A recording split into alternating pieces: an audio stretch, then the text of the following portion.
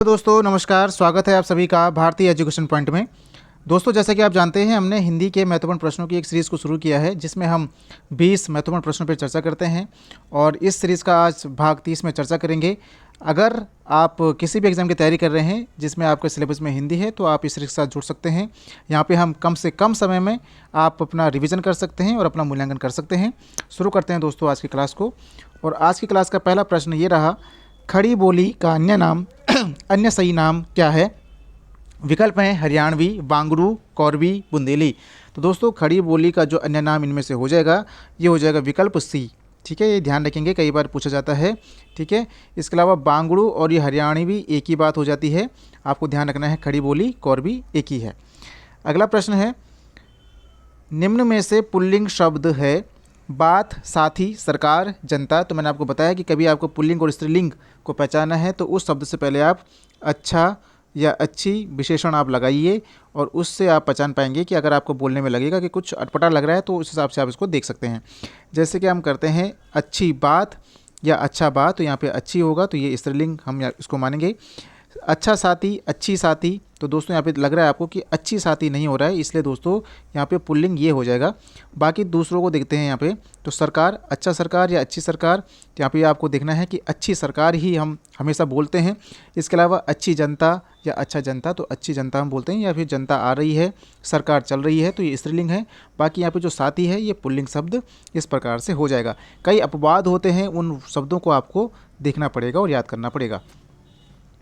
अगला प्रश्न है, निम्न में से अल्पप्राण व्यंजन कौन सा है? ठ, ग, घ या फिर खा।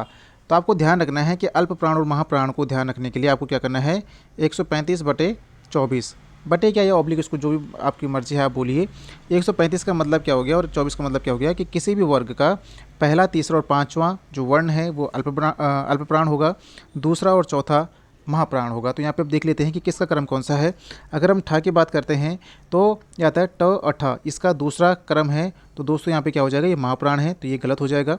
इसके अलावा गा को देखते हैं तो क, ख, ग ये तीसरे नंबर पे है और यहाँ पे जो है ये अल्पप्राण ये हो जाएगा। इसके अलावा बाकी घ को देखते हैं तो क और ख, घ, घ इसका चौथा है और चौथा हमने देखा कि महाप्राण में है। खा की बात करते हैं तो ये दूसरा वर्ण है, दूसरा भी दोस्तों महाप्राण में है। तो इस प्रकार हम देखेंगे कि जो इस प्रश्न का आंसर है अल्पप्राण, ये हो जाएगा विकल्प बी, ग दोस्तों निम्न में से अल्पप्राण होगा। अगला प्रश्न, अनुस्वार का चिन्ह है स्वर के ऊपर एक बिंदी, स्वर के पहले दो बिंदी, स्वर के आगे दो बिंदी, स्वर के ऊपर चंद्र बिंदु। तो आपको ध्यान रखना है कि जो अनुस्वार का चिन्ह होता है वो होगा दोस्तों विकल्प ए, स्वर के ऊपर एक बिंदी। आपको पता है कि हमारे जो स्वर हैं उसमें एक क्या है, ये है आपका अनुस्वार, इसको बोलते हैं। और एक आता है क्या, अंग अह, ये हो गया अह, इसको हम विसर्ग बोलते हैं। और दोनों को मिलाकर हम बोल देते हैं इनको क्या, अयोगवाह। ठीक है, ना तो ये स्वर में आते हैं ना व्यंजन में आते हैं, तो इनको हम अयोगवाह बोलते हैं। जिसको ज़रूरत पड़ती है उसके साथ ये लग जाते हैं। ठीक है, ध्यान रखिएगा। अगला प्रश्न है, निम्न में से किस शब्द में प्र उपसर्ग नहीं लगा हुआ है? प्रख्यात, प्राध्यापक, प्रत्यय, प्रस्थान। तो सिंपल सा प्रश्न है और ये संधि में भी पूछे जाने वाला प्रश्न है, तो इसको भी आप ध्यान रखिए। यहाँ पे दोस्तों जिसमें प्र उपसर्ग नहीं लगा हुआ है वो है प्रत्यय, क्योंकि प्रत्यय बना हुआ है दोस्तों प्रति, धन, ऐसे। और ये नियम है दोस्तों यण संधि का कि अगर ई के बाद कोई भिन्न स्वर आता है तो उस ई का दोस्तों या हो जाता है। यहाँ पे यही है, ती में ई है और ई के बाद भिन्न स्वर आ है तो उसका क्या हो गया, या हो गया, और दोस्तों ये हो जाता है प्रत्यय।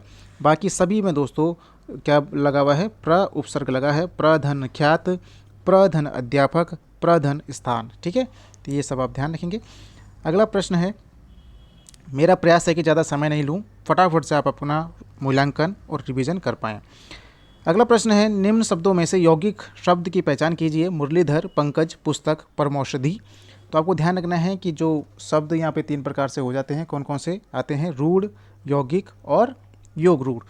जो क्या बोलेंगे, रूढ़ शब्द हैं, रूढ़ शब्द ऐसे शब्द होते हैं जिनमें हम एक विशेष अर्थ को क्या करते हैं, विशेष अर्थ नहीं, जिनमें हम किसी भी शब्द को सार्थकखंड नहीं कर सकते, टूट नहीं सकता, तो उनको हम बोलते हैं रूढ़ शब्द। यौगिक शब्द जो किसी दो सार्थक शब्दों से जुड़कर बना होता है यौगिक शब्द। योग रूढ़ शब्द जिनका हम सामान्य अर्थ को प्रयोग में नहीं लेते, एक विशेष अर्थ में बात करते हैं, तो वो हो जाता है योग रूढ़ शब्द। यहाँ पे इसका जो आंसर है यौगिक शब्द का, ये हो जाएगा परम औषधि। बाकी अगर मुरलीधर की बात करते हैं तो इसको हम तोड़ेंगे तो मुरली को धरने वाला, जिसको हम कृष्ण के लिए जाएंगे, विशेष अर्थ में बात करेंगे तो ये योग रूढ़ हो जाएगा। ठीक है, इसके अलावा पंकज की बात करते हैं तो जो कीचड़ में जन्म ले यानी कि कमल, ये भी दोस्तों योग रूढ़ शब्द है। पुस्तक दोस्तों क्या हो जाएगा, एक रूढ़ शब्द है, इसको आप तोड़ेंगे तो कोई अर्थ उसका नहीं निकलेगा। ठीक है, पुस्तक को आप कितने भी इसके भाग कर दो, विच्छेद कर दो, कोई अर्थ नहीं निकलेगा। परम औषध का यहाँ पे कोई विशेष अर्थ नहीं होता, परम औषधि इसका सिंपल सा अर्थ है, तो इसलिए दोस्तों ये योग रूढ़ शब्द है। ठीक है, ध्यान रखेंगे। अगला प्रश्न है, किस शब्द में गण का प्रयोग कर बहुवचन नहीं बनाया जा सकता? देवी, भक्त, शिक्षक, नेता। तो आपको ध्यान रखना है कि इन शब्दों में से जो गण शब्द का प्रयोग करके बहुवचन नहीं बना सकता ये हो जाएगा देवी। ठीक है, बाकी भक्तगण होगा, शिक्षक गण होगा, नेता गण भी होता है। इसके अलावा जो और आते हैं इसमें गण लगाकर, जैसे कि देवता गण, देवता भी गण लगाओगे तो देवता गण हो जाएगा। इसके अलावा दर्शक गण, इनमें आप गण शब्द लगा के बहुवचन बना सकते हो। छात्र गण, या आपने देखा ही है। इसके अलावा और जो शब्द आता है व्यापारी गण, एक आता है कि व्यापारी गण में भी आप गण शब्द लगाओगे व्यापारी में तो ये हो जाएगा, इसका बहुवचन बन जाएगा। ठीक है, बढ़ते हैं अगले प्रश्न की ओर। बच्चे बस से पाठशाला जाते हैं, वाक्य में कारक कौन सा है? कर्ता, कर्म, अपादान, कर्ण। तो आपको ध्यान रखना है कि जो क्रिया का क्या होता है, क्रिया जिसके माध्यम से होती है उसको हम क्या बोलते हैं? क्या बोलते हैं? कर्ता ने कर्म को करण से जिसके माध्यम से क्रिया हो रही है वो करण कारक होता है। और यहाँ पे पाठशाला किससे जा रहे हैं? तो बस से। बस यहाँ पे क्या है? एक माध्यम है क्रिया का, इसलिए यहाँ पे दोस्तों कारक हो जाएगा करण कारक। अगला प्रश्न है दोस्तों, निम्न विशेष विशेषण युग्मों में सुमेलित नहीं है। मिथिली का मैथिल, निशा का नैश, आयु का आयुष्मान, अनीति का अनित्य। तो आपको ध्यान रखना है यहाँ पे जो सुमेलित नहीं है ये विकल्प डी। अनीति का जो विशेषण होता है ये होता है क्या? अनैतिक। ठीक है, अनीति का अनैतिक विशेषण होता है। इसके अलावा अगर हम बात करते हैं जो कुछ और पूछे जाते हैं तो दर्शन का दर्शनीय। ठीक है, दर्शन का दर्शनीय ध्यान रखिए। दगा, दगा का होता है दगाबाज, दगाबाज। ठीक है, दंपति का होता है, दंपति का दाम्पत्य, आप ध्यान रखेंगे दाम्पत्य। ठीक है, दंपति का होता है दाम्पत्य विशेषण। ठीक है, अगले प्रश्न की ओर बढ़ते हैं। कक्षा में शोर मचाने वाले तुम आज शांत क्यों हो? वाक्य में पदबंध का भेद बताइए। मोस्ट इंपॉर्टेंट प्रश्न है आज का। संज्ञा पदबंध, विशेषण पदबंध, सर्वनाम पदबंध, क्रिया पदबंध। तो मैं इसका आंसर बता देता हूँ।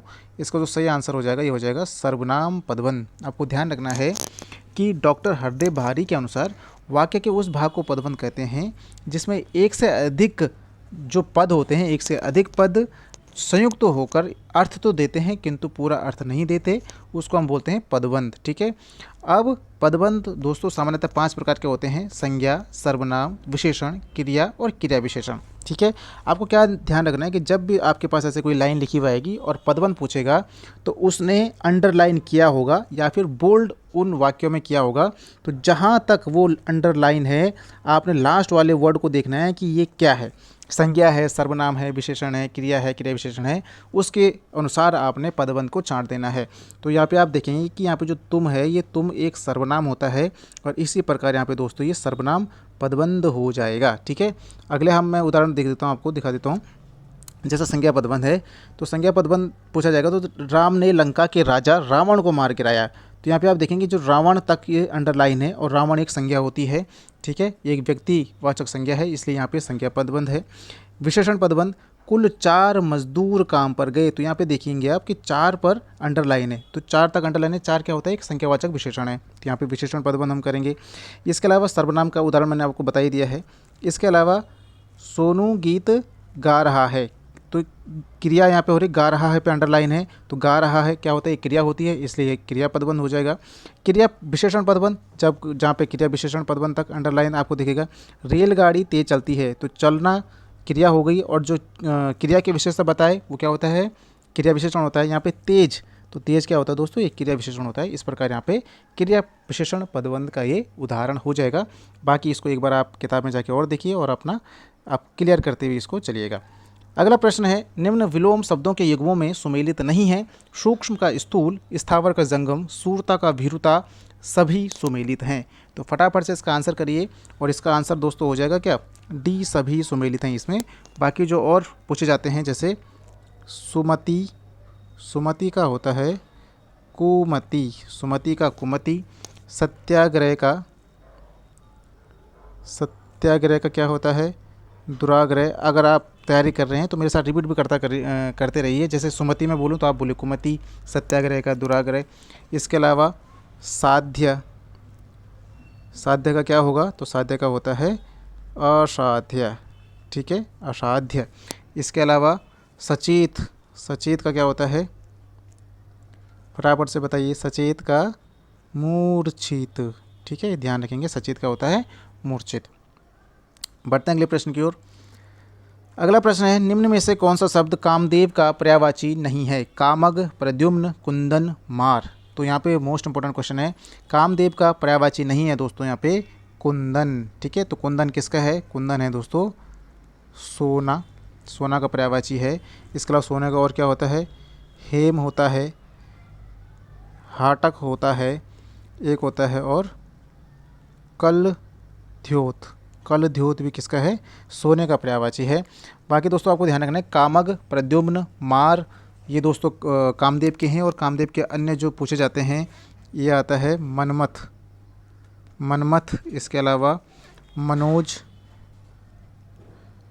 मनोज हो गया, रतिपति, रतिपति, अनंग। ये कुछ प्रमुख पर्यायवाची शब्द कामदेव के, आप ध्यान रखिएगा, बार बार पूछे जाते हैं।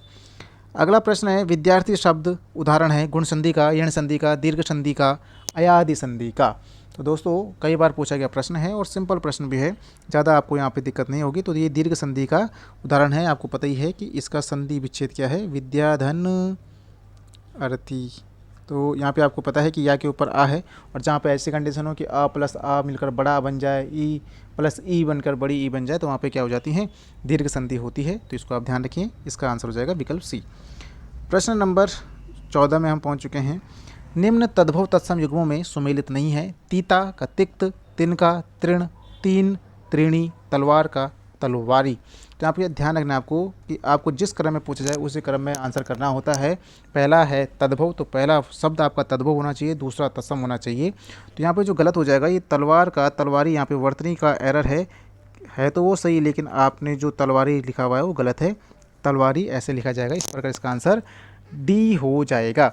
इसके अलावा और जो तत्सम आते हैं जैसे कि बौना, ये तद्भव शब्द है, इसका क्या होता है, तो अगर आप किसी को बौना बोलते हैं तो आप वपन बोलिए, ताकि आपका ये भी, वैसे बौना बोलना नहीं चाहिए, ये गलत बात है, बट आप बौना के लिए वपन शब्द का क्या प्रयोग कर सकते हैं। इसके अलावा पंछी, तो पंछी का तत्सम होता है पक्षी। इसके अलावा नेवला, नेवला क्या है, तद्भव है, और इसका तत्सम क्या हो जाएगा, नकुल हो जाएगा, नकुल।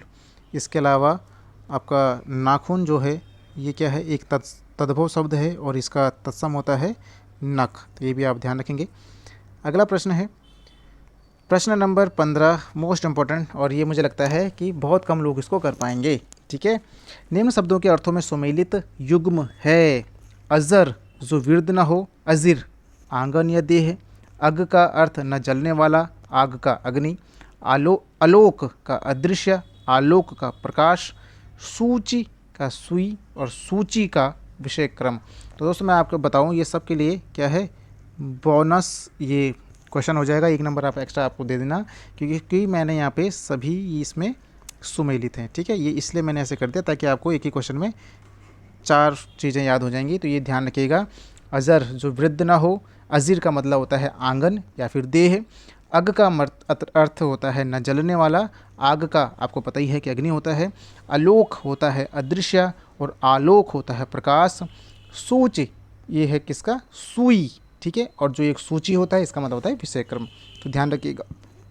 अगला प्रश्न है, यदि मैं समय बर्बाद न करता तो आज सफल होता, अर्थ के आधार पर वाक्य है, मिश्र, सरल, संयुक्त, संकेतवाचक। तो फटाफट से इसका आंसर करिए, और इसका जो सही आंसर हो जाएगा दोस्तों, आपको ध्यान रखना है, क्वेश्चन पूछ रहा है अर्थ के आधार पर, और अर्थ के आधार पर हो जाएगा दोस्तों संकेतवाचक। अगर रचना के आधार पर पूछता तो उस केस में दोस्तों होता है ये मिश्र वाक्य, ठीक है। आपको पता है कि अर्थ के आधार पर वाक्य 8 प्रकार के हैं, जिनमें से एक प्रकार है संकेतवाचक। संकेत का मतलब जब कंडीशन आपको किसी वाक्य में दिखे तो वहाँ पे दोस्तों क्या हो जाता है, संकेतवाचक।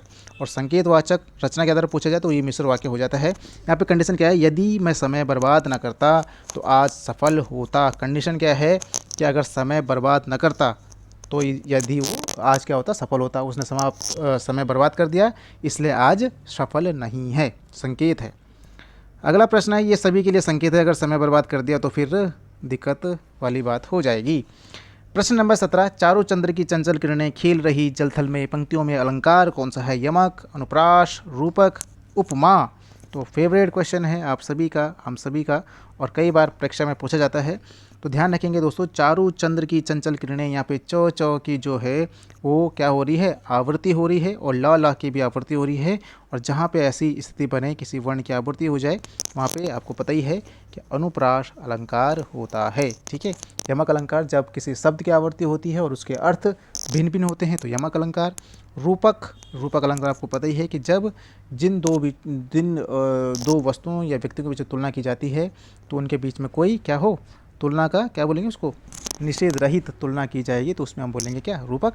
उपमा जब दो लोगों के बीच में तुलना की जाती है। अगला प्रश्न है दोस्तों, 18वां प्रश्न, चौगाने हस्ती नामक उर्दू उपन्यास को प्रेमचंद ने हिंदी में किस नाम से लिखा। चौगाने हस्ती नामक उर्दू उपन्यास को प्रेमचंद ने हिंदी में किस नाम से लिखा। सेवा सदन, रंगभूमि, मंगलसूत्र, कर्मभूमि। तो मोस्ट इम्पोर्टेंट क्वेश्चन है, इस तरह के प्रश्न बनने लग गए हैं तो ध्यान रखेंगे। ये रंगभूमि है, ठीक है, रंगभूमि के नाम से लिखा गया था चौगाने हस्ती। चौगाने हस्ती किस में है, उर्दू में है। इसके अलावा इसमें एक प्रश्न और बनता है कि क्या प्रश्न बनेगा कि क्या बोलेंगे इसको, सेवा सदन। एक आता है बाजारे हुस्न, तो बाजारे हुस्न का जो हिंदी रूपांतरण है वो क्या है, सेवा सदन। अगर इसके बारे में आ जाए, सेवा सदन के बारे में, तो इसको आप ध्यान रखेंगे, बाजारे हुस्न का हिंदी रूपांतरण है सेवा सदन। इसके अलावा एक प्रश्न बनता है कि सूरदास प्रेमचंद के किस उपन्यास का एक पात्र है। तो आपको ध्यान रखना है कि सूरदास नामक जो पात्र है ये भी क्या है, रंगभूमि में ही है। तो ये दो चीज़ें आपसे आप ध्यान रखेंगे, बाजारे हुस्न यानी कि सेवा सदन, चौगाने हस्ती यानी कि रंगभूमि, सूरदास नामक पात्र यानी कि रंगभूमि, ध्यान रखेंगे। प्रश्न नंबर 19 की ओर बढ़ते हैं। निम्न में से कौन सी रचना मनोहर श्याम जोशी की नहीं है। कुरकुरु स्वाहा, हमजाद, कौन हूँ मैं, शमशान चंपा। तो आप सभी ने इसका सही आंसर किया होगा, ऐसा मुझे उम्मीद करता हूँ। इसका सही आंसर है दोस्तों शमशान चंपा। शमशान चंपा किसकी है, तो ये शिवानी जी की रचना है। किनकी है, शिवानी जी की। बाकी सारी ये मनोहर श्याम जोशी की हैं। इसके अलावा शिवानी की आती हैं जो बार बार पूछी जाती हैं, विष कन्या। आप राइटिंग में मत जाइएगा, आप वर्डों पे जाइए। 14 फेरे। इसके अलावा स्वयं सिद्धा। इसके अलावा एक आता है रति विलाप। तो ये कुछ इनकी रचनाएं हैं, इनको आप ध्यान रखिए। राइटिंग गड़बड़ है, आप वर्डों से आपने याद कर लिया होगा, ऐसा मेरा विश्वास है। बाकी दोस्तों आपको ये प्रयास कैसा लग रहा है, अगर अच्छा आपको लगता है प्रयास तो आप अवश्य कमेंट करके बताइए। और आप अगर ऐसे ही अपना रिवीजन और मूल्यांकन करना चाहते हैं तो इस चैनल को सब्सक्राइब करके चैनल के साथ जुड़ भी सकते हैं। चलते हैं आज के अगले प्रश्न की ओर। और आज का आखिरी प्रश्न, और आपको ये कमेंट करने के लिए प्रश्न मैंने दिया है तो उसका कमेंट अवश्य करिएगा। तरनी तनुजा तट तमाल तरुवर बहुछाए पंक्तियाँ किसकी हैं। Surdas, Tulsidas, Bharatendu Harishchandra, Jaishankar Prasad. Most important question है ये भी। तो दोस्तों इसका जो भी लोग विकल्प सी के साथ जा रहे हैं उनका सही हो जाएगा। ये भारतेंदु हरिश्चंद्र जी की लाइनें हैं, तरनी तनुजा तट तमाल तरुवर बहुछाए, क्योंकि इसमें अलंकार में भी बार बार पूछा जाता है प्रश्न, और अनुप्रास अलंकार इसमें है। क्या है, अनुप्रास। तो ये भी आप ध्यान रखेंगे। और ये पंक्तियाँ किनकी हैं, तो भारतेंदु हरिश्चंद्र जी की हैं। आपके लिए कमेंट करने के लिए प्रश्न है दोस्तों, आप बताइए कि चंदा यानी के रचयिता कौन है। तो फटाफट से इसका कमेंट करिएगा। बाकी आपको ये प्रयास कैसा लगता है ये आप कमेंट करके अवश्य बताइए। चैनल पर पहली बार हैं तो चैनल को सब्सक्राइब कर सकते हैं, ताकि आपको नई वीडियो का अपलोड होते ही नोटिफिकेशन आ जाएगा और आप उसका समय पर लाभ ले सकेंगे। तब तक के लिए दोस्तों पढ़ते रहिए, मोटिवेट रहिए। बहुत बहुत धन्यवाद।